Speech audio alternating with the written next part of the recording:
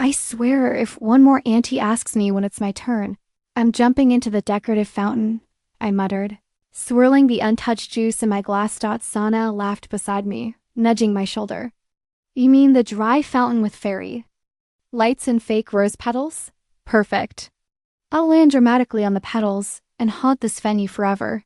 You're impossible, she grinned, adjusting the edge of her dupatta as guests buzzed around us. That's when I saw him. Or, more accurately felt him. Across the lawn, near the drink counter, a tall guy in black stood still, not checking his phone, not scanning the crowd. Just watching me. Okay, do you know him? I asked Senna casually without breaking eye contact. She followed my gaze. Oh, Arav, my cousin's friend. Works in publishing or media or something boring.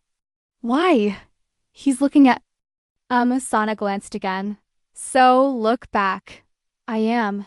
He walked over slowly, like he wasn't in a rush to impress anyone. His eyes didn't flick around nervously. They just stayed on mine. Hi, he said, voice low and warm. You look like you want to leave. I blinked. What gave me away? He smiled. Your eyes. You've been looking for the exit since you got here. I was aiming for mysterious, not miserable. Well, you failed mysteriously, he said, then tilted his head. May I? He gestured toward the empty seat next to me. Sama smirked at me like, this is your problem now, and gracefully got up, mouthing, good luck. He sat, still not. Breaking eye contact. I'm Arav. I'm not interested in small talk.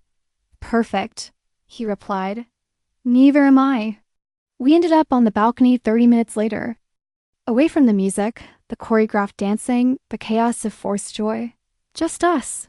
The wind was cooler up here. I leaned against the railing. He stood beside me, arms folded, face calm. Your friend's getting married. Are you happy for her? He asked. Yeah, she deserves soft things. Happiness that doesn't need explanation. He looked at me for a beat too long. And you, what do you deserve? I haven't decided yet, I whispered. He chuckled. You're not what I expected. Was I supposed to be? I don't know, he said, brushing his knuckles along the cold railing. You walked in like you didn't care if anyone noticed you. And that's exactly why everyone did. Is that your thing? Making poetic observations to get women? To fall for you? He shook his head. No, that's just what I thought. Silence settled again, comfortable for once. His presence didn't fill the space too much, and I didn't feel the need to shrink. He wasn't trying to impress me. He just was, how do you know Sena's cousin? I asked. I edited his first novel. He hated all my suggestions. I made most of them anyway. I laughed, and the sound startled even me. He smiled like he'd just passed some test. I bet you're the type who always says what's on your mind. I said, only when it matters. And what matters right now? You. I inhaled sharply, then looked away. You don't even know me. I know what it looks like when someone's pretending they're not lonely. My eyes burned for a second, but I pushed it down. And what do you do with people like that? Fix them? No, he said softly. I don't fix people. I just stay long enough to know why they're broken. That line, that's stupid honest. Devastating line. It sank into me like a hook, tugging something I hadn't even realized was still bleeding. I looked at him again, and something in his eyes made me pause. Don't fall in love with me, Arav, I said, half joking, half terrified. He smiled, slow and knowing. Too late. We talked until most of the lights dimmed. Until Sana came looking, dragging me away with an eyebrow raised and a barely suppressed smirk dot. As I turned to leave, Arav said quietly, Don't forget this. Forget what? This version of you. The one that didn't filter a single? Thought. I didn't reply. Just smiled, turned, and let Sana pull me back into the glittering madness of the party. But all the way home, his voice echoed in my head. His eyes, his calm. That quiet, terrifying certainty he carried, Dot, and that one line I never forget. You matter. That night, I fell asleep with his name playing over and over in my mind. Not because I wanted to, because I couldn't stop. Don't judge me, I said, holding up a half-burnt toast. Dot. Rev laughed, leaning against the fridge. You know, there's this invention called a timer? I don't trust machines to tell me what's edible, clearly. He bit into a piece of my ruined toast without flinching. I stared at him. You're a monster. Correction, I'm a supportive monster. I tried to look annoyed, but it didn't stick. I was too aware of him, how close he stood, how casually his shirt clung to his chest, how his voice kept dipping lower every time he said my name. He picked up a mug, turned it in his hands. You always drink black coffee? Yeah, anything sweet ruins the kick. So you're bitter on purpose? I smirked. Are you always this observant, or am I just your latest case study? Only the ones who keep me guessing. My pulse jumped. I turned away, pretended to rinse a spoon. Do I? Do you what? Keep you guessing. He walked up behind me. Not touching, just close enough that I could feel the heat of him. Every second, he murmured. I turned, slowly. My back hit the counter. We stood there, not moving, not speaking, breathing. Arav? You don't have to say anything, he said, voice steady. But if you don't want this, tell me now. I should have said something. Should have. Slowed it down. Instead, I tilted my chin up, just a little. He kissed me. Soft at first. Gentle, like he was still asking permission with every second his lips touched mine. Then deeper, hotter, like he'd been holding back for too long and finally couldn't. I gripped his shirt. He pulled me in, hands sliding at my back, anchoring me to him. The air thickened. The kitchen faded. My body leaned in before my mind caught up. Before logic reminded me that things this intense rarely end well, his hands settled at my waist. His forehead pressed to mine. I've wanted to do that since the night we met, he whispered. I blinked, still catching my breath. You didn't seem in a hurry. I was terrified you'd run. I laughed softly. I still might. Please don't. He kissed me again. Slower this time. Like a promise or a warning, I couldn't tell which. When we finally pulled apart, he looked at me like he was memorizing every line of my face. You okay? He asked. Yeah. That sounded unsure. I don't know what this is yet. It's whatever you want it to be. You say that like it's easy. It is, he said. You don't need to overthink everything. But I do. That's kind of my thing. He brushed a strand of hair behind my ear. Then I'll learn how to think too much with you. I smiled, but something shifted inside me. Too perfect. Too patient. Too everything. I stepped back slightly. Do you always say the right thing? His brows furrowed. What do you mean? I mean, it's all so seamless. Like you read a manual on how to be the perfect man. He exhaled. You're overanalyzing again. Maybe, but sometimes things feel too good to be real. He looked hurt. Just a flicker. But I caught it. You don't trust me? I don't trust Easy, I said quietly. That's not your fault. He nodded, jaw tight, then let me earn it. Okay. I said duh and I meant it. But that whisper of doubt, the one that started the moment his lips touched mine, didn't leave. Just my mom and Meher, Arav said, drumming his fingers against the steering wheel. No pressure. I smiled tightly. Right. No pressure. Just meeting the two women who shaped your entire personality. He laughed. You'll be fine. They'll love you. That's not what I'm worried about. What are you worried about? That they'll pretend to love me. He glanced at me, amused. Paranoia looks cute on you. But when we pulled into the long driveway of his family, home gated, quiet, perfect, I felt anything but cute. The house was beautiful. Cold. Not a picture on the walls. Not a thing out of place. A museum that smelled like money and silence. Inside, Mare stood at the bottom of the staircase in black jeans and a wine-colored blouse. No hug, just a blink and a smirk. "You're the writer," she said, as if I'd told her I sell haunted dolls on Etsy. I offered a hand.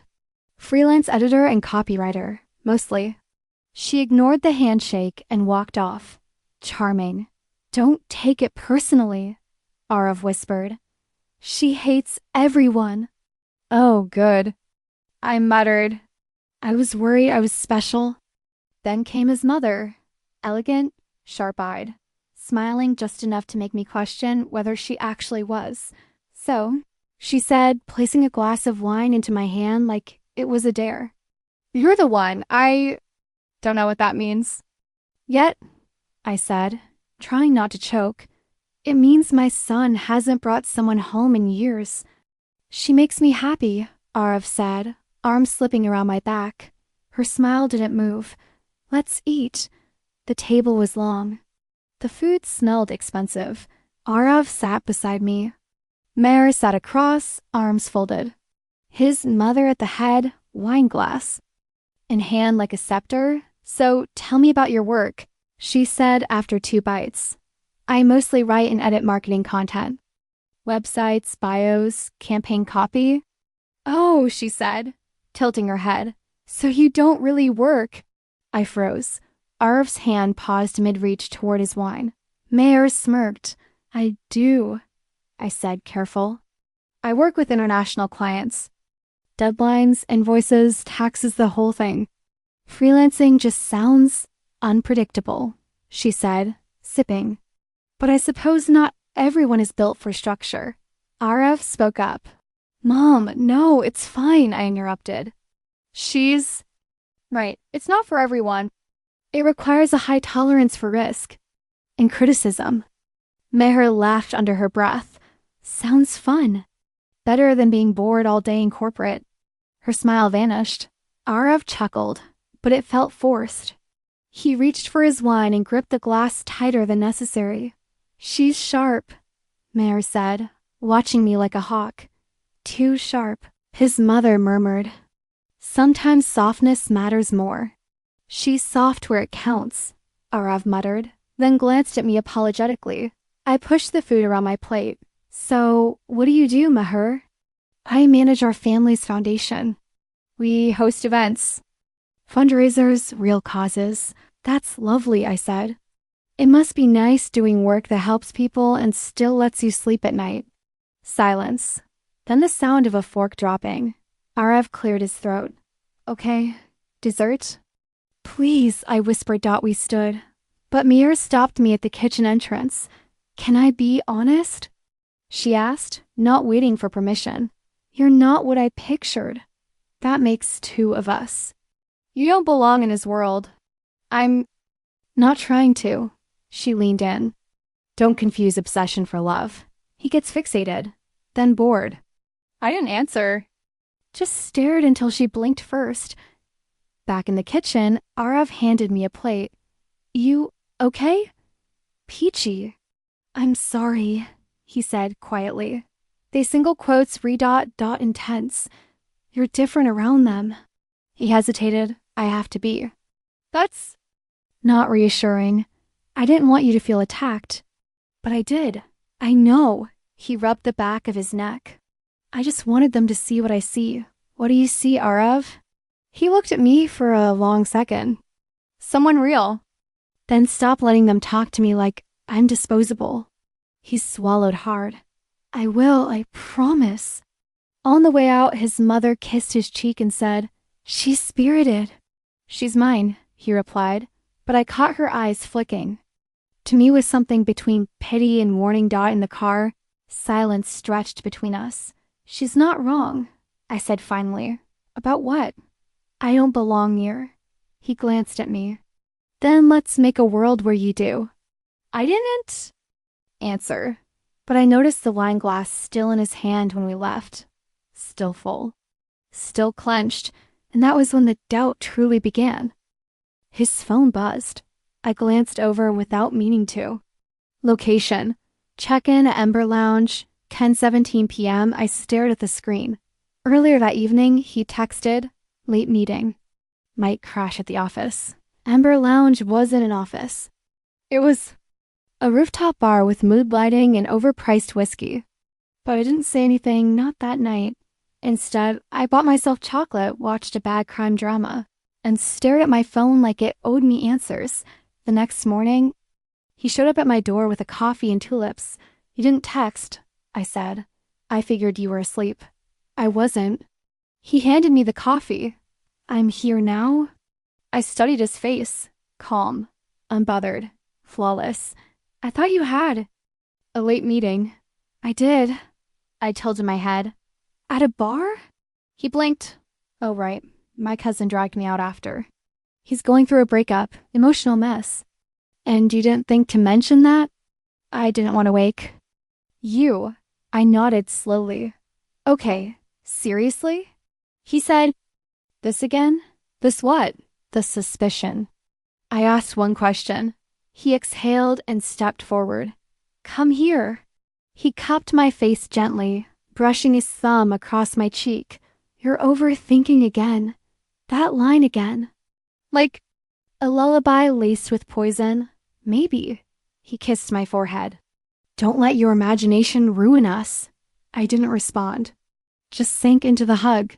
But something in me didn't settle. That night, I stared at the ceiling instead of sleeping. My imagination didn't need help.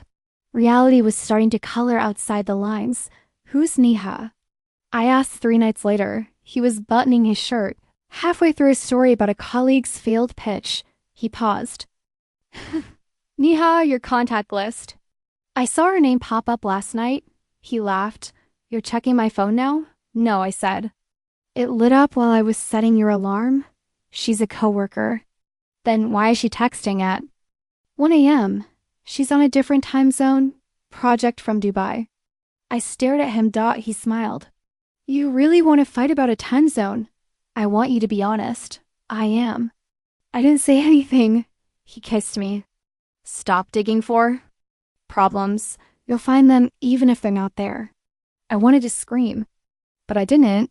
Instead, I said, "Okay." Because fighting him felt like setting myself on fire to prove the house was burning. I started keeping track. Not because I wanted to catch him. Because I already had, and now I needed to prove it to myself. Call logs. Tagged photos. Patterns. Every time he said, "I'm home," and the GPS said otherwise. Every time he said, "with my cousin," but his cousin posted from another city. Every time he laughed off my concern, then changed the topic with a kiss.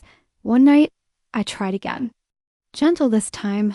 "Why don't you ever let me meet your friends? They're boring." "I'm not asking to be entertained.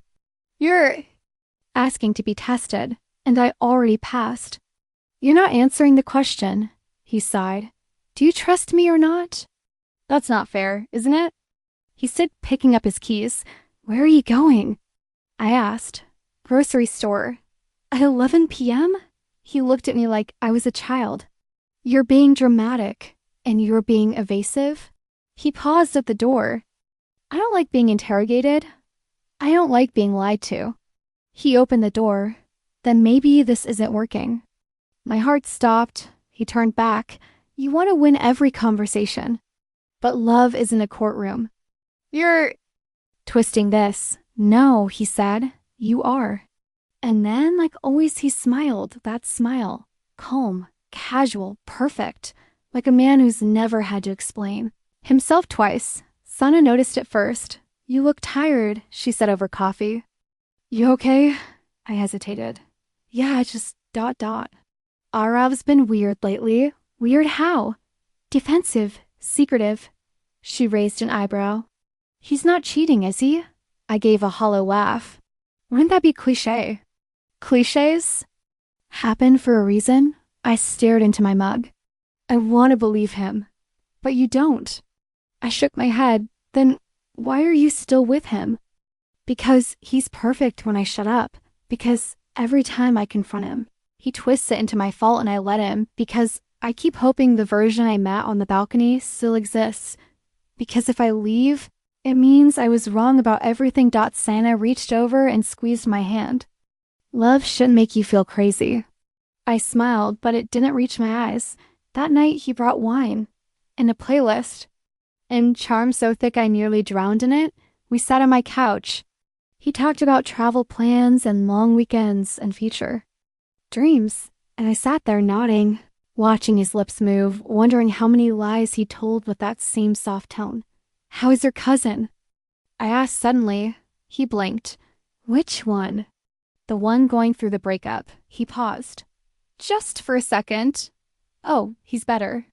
"Glad to hear it." He leaned in and kissed my shoulder. "Can we not talk about them tonight?" "Sure."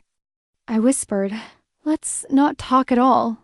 He smiled, and I died a little more inside. The lights were soft. The rooftop was strung with fairy lights. A string quartet played something delicate, romantic. Over dash rehearsed dot, he dropped to one knee. I blinked. "What are you doing?" He pulled out a ring box. Silver, velvet, dramatic. "You know what I'm doing." I froze. My heart thudded loud and wrong. "Say something," he said, smiling, like this was normal. Like we weren't slowly falling apart. I stared at the ring, then at him. He looked ... smug, hopeful, scared. Too many things wrapped in a single expression. "I can't," I whispered. His smile cracked. "What?" "I'm not ready." Silence. "You're joking," he said. "I'm not." His jaw tightened. We've been together for almost a year. We've been lying for half of it. He stood up slowly. "Unbelievable," I swallowed. "I thought you wanted honesty. I wanted loyalty." "That's not the same thing." "You humiliate me in front of strangers?" He gestured at the musicians, the waiter holding champagne, the rooftop skyline that suddenly felt like a cage. "I didn't ask for this." "You didn't ask for anything. You just complain." "That's not fair. You never wanted me, did you?" "I wanted the version of you that didn't lie to me." He laughed, cold. "There it is." And then, just like that, he walked away. Past the musicians, down the stairs, out of sight. I stood there, staring at the empty space where he used to be. The quartet kept playing dot by morning. He was gone from my phone. Blocked, calls, failed, messages undelivered. Photos disappeared. From our shared album. It was like I never existed. I called Santa. She picked up on the third ring. "Hey," she said cautiously. He blocked me. "I know." I sat down. "What?" He told me he might. My mouth went dry. "He contacted you?" "Last week. And you didn't tell me?" "I didn't know what to do. He said you were spiraling." My breath caught. He said I was unstable? He said you'd been accusing him of things. That you were paranoid. He looked concerned. He's lying. I know that now, but at the time ... he was convincing. I closed my eyes. He's rewriting the story. "I'm sorry.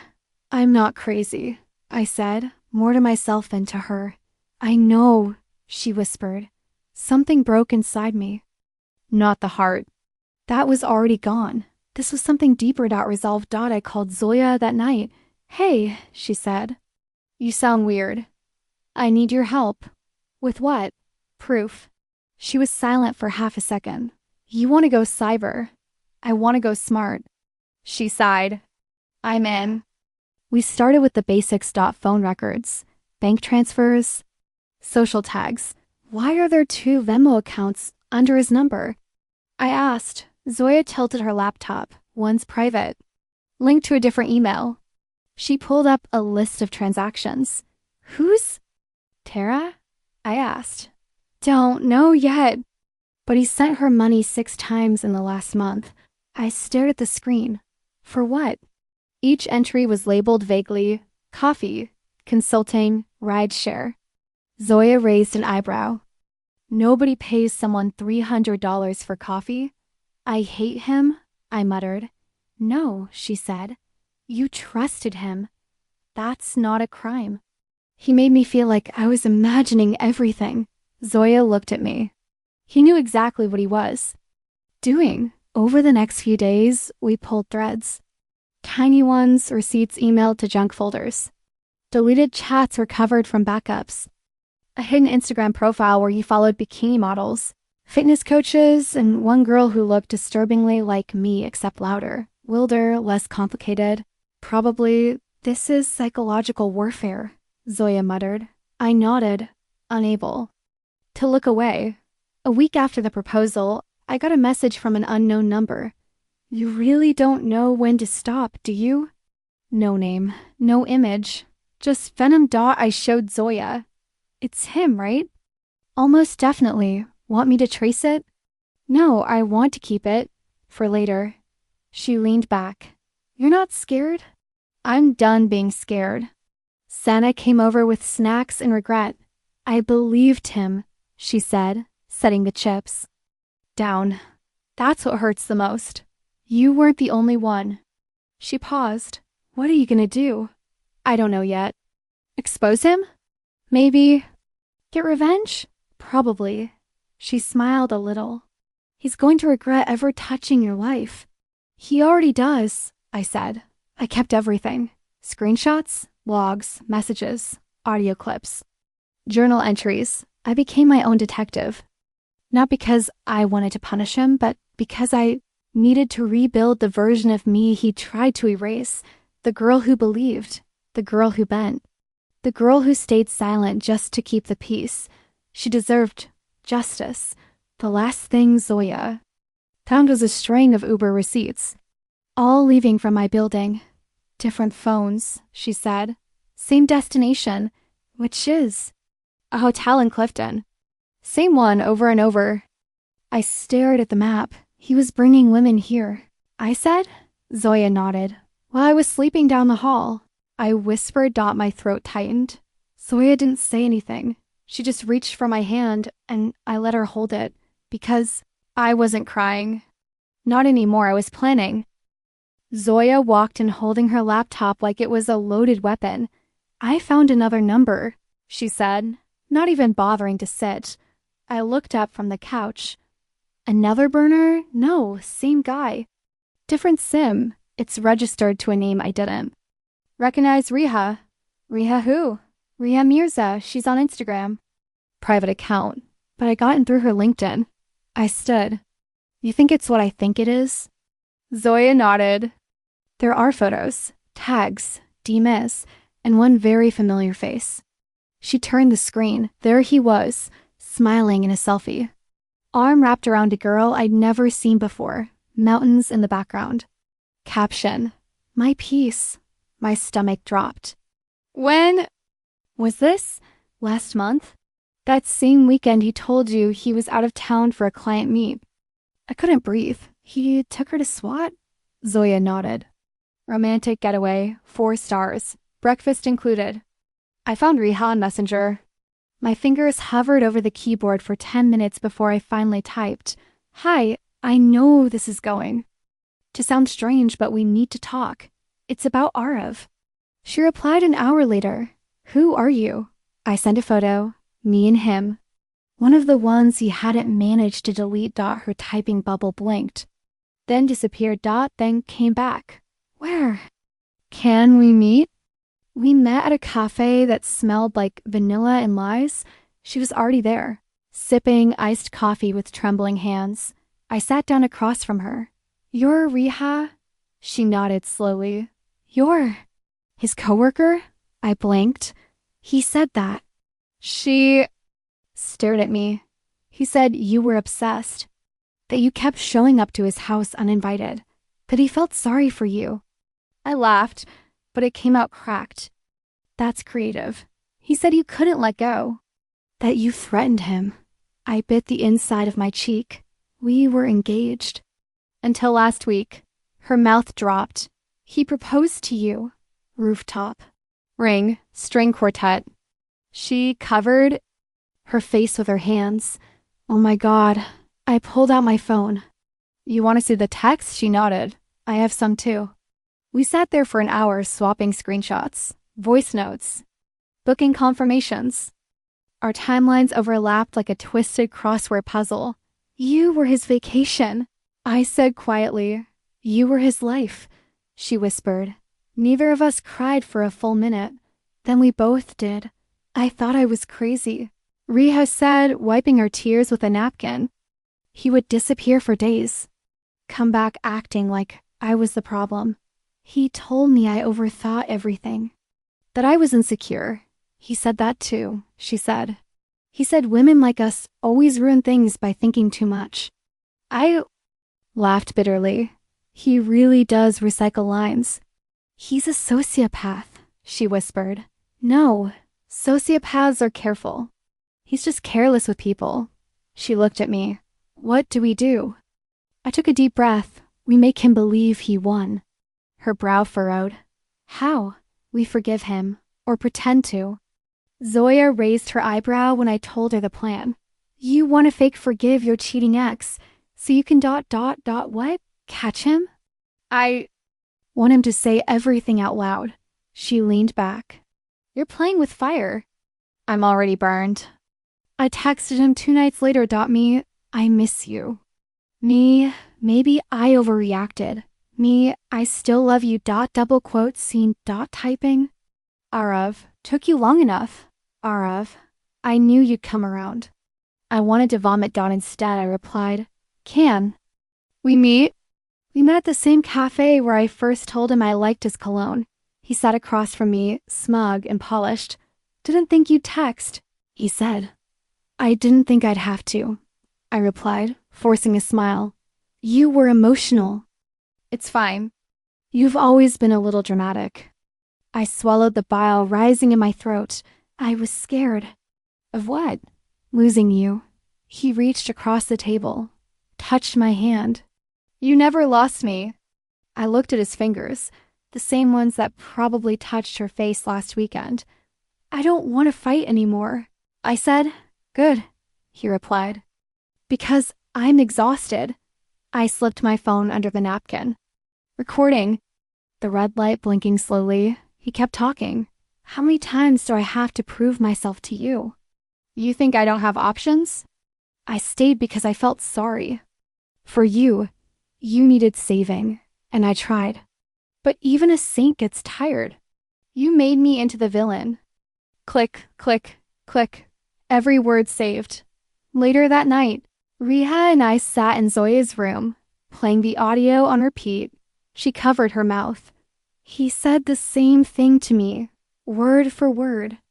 Zoya shook her head. He's not even original. Just cruel. I stared at the phone. This is enough, right? It's more than enough, Zoya said. Riha looked at me. What happens next? I met her eyes. We take him apart slowly, like he did to us. Zoya looked up from her laptop. You sure you want to do this? I nodded. I'm past wanting. I need to. She slid her chair back. Okay, then let's start with the company server. I sat beside her, staring at the folder full of screenshots his. Texts, his fake receipts, the hotel bookings under company expenses, the double weekends with Risa. Attach the fake invoices too, I said. Let HR see where their money went, Zoya grinned. Petty, I love it. I created a burner email. No name. No trace. To admin@zenit corporate.com subject. Employee misconduct. Urgent body. Your employee, Arav Malik, has been using company funds for personal affairs. Attached are screenshots, receipts, and correspondence.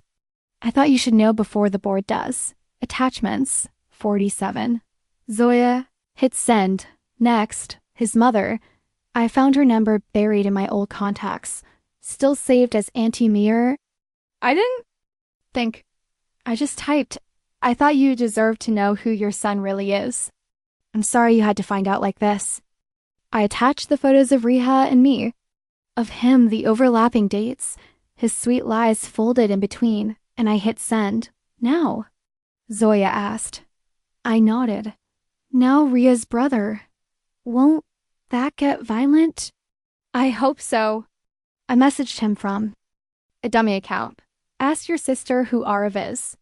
Then ask him why he called her clingy to the woman he was engaged to. Then I added the picture of the engagement ring, followed by a voice note where he called Rhea a face. Zoya looked at me stunned.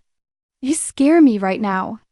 I scare me too, I whispered. The calls started around midnight. Arav missed call, 12:03 a.m. Arav missed call, 12:05 a.m. Arav missed call, 12:10 a.m. By the time it was 2 a.m., he'd called 23 times. Zoya watched my screen light up again. You gonna answer? I shook my head. Let him drown. At 3:17 a.m., the last thing he sent was a voice note. I stared at it for a long time before hitting play. You ruined my life. I loved you. I gave you everything. And you destroyed me. You're happy now? You wanted power? Take it. You win. I hope it makes you sleep at night. I deleted it, and then I slept better than I had in months. The fallout was fast. 2 days later, Sana called me, whispering, Did you hear? Hear what? He's fired. They found out about the fake reimbursements. HR is investigating. His team says he was escorted out. I didn't respond, she added, and his mom's posted some cryptic stuff on Facebook. Bible verses and betrayal quotes. Good, I said quietly. There's more. Rhea's brother beat the crap out of him at some mall parking lot. Good, I repeated and hung up. I didn't reply to him, not to the voice note. Not to the follow-up text. You're not who I thought you were. Not to the last attempt. Can we talk once, please? I blocked the number. 3 days later, Zoya tossed her phone on the couch. You've done it, she said. He's completely erased. I looked out the window. No, he erased himself. I just hit play. You regret anything? No. Not even the part where you gave him a second chance? I smiled faintly. That was the trap, she nodded. You look different, you know? How? Like someone who finally owns the room. I turned back to the mirror. She was right. My eyes were steady. My shoulders didn't hunch anymore. He broke me once. I rebuilt quietly, and now I was whole. The wind felt different this time, same rooftop. Same edge of the balcony. But no violin strings. No cameras. No man on one knee pretending love was forever. Just me, and my breath. You okay? Zoya asked, leaning over the railing beside me. Yeah, I said. Better than okay. She nudged my elbow. You know that dress makes you look like you own the city, right? I looked down at the pale lavender silk, the same one I wore the night he proposed. My fingers brushed the waistline. Last time I wore this, I thought my life was beginning. I whispered. It was, she said softly. Just not the life you thought. Santa joined us with 3 mocktails. I still feel guilty, she said, handing me one. I should have told you sooner. You did what you thought was right, I replied. No, I avoided the truth. Big difference. I met her eyes, and I avoided myself. We were all in denial. Zoya clinked her glass against mine. Here's to denial and surviving it. We laughed. 6 months, Sana murmured. Can you believe it's only been that long? It feels like a different timeline, I said. Like I woke up in someone else's life. She hesitated. Do you ever miss him? No, not a pause, not a lie. Zoya smiled. You paused last month. I lied last month, I said. I thought missing him meant I still loved him. Turns out, I just missed who I was before him. That girl's still in there. Sana sighed. No, I corrected gently. She's gone, but this one. She's stronger, Zoya grinned. So tell us what's new in the world of post-heartbreak brilliance? I laughed. I sold 2 paintings last week. What? They both shouted at once. Yeah, I grinned. One to an art cafe in Lahore. The other to a collector in Islamabad. Zoya grabbed my arm. Look at you, local legend. And I added, I'm submitting a short story to that women's magazine you love. Sana gasped. The one? That doesn't accept first-timers, I nodded. You're on fire. I'm just alive, I said. Really alive. For the first time in years. The sun dipped lower, casting orange light across the rooftop. Zoy, A suddenly pointed. Remember that bench? I followed her finger. Same one he dragged me to after I hesitated. Same one where I said, I'm not ready. I inhaled deeply. It used to haunt me. Still does?